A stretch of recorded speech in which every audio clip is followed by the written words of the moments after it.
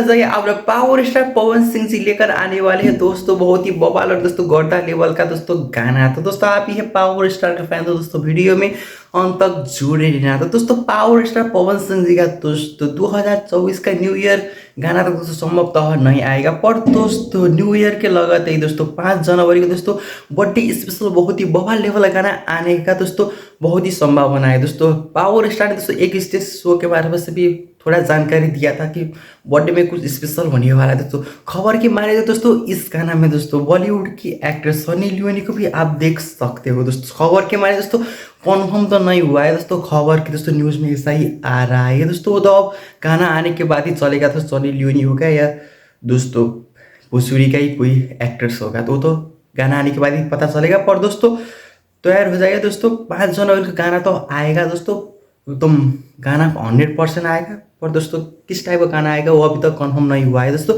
गाना से आने वाला है। पर दोस्तों जब भी कंफर्म वाला है दोस्तों फिर एक अपडेट आएगा, तो आपके लिए फिर एक अपडेट सब डे लेकर आऊँगा। तब तक के लिए दोस्तों चैनल को लाइक कर देना दोस्तों, वीडियो को भी लाइक कर देना, सब को लाइक कर देना, ठीक है।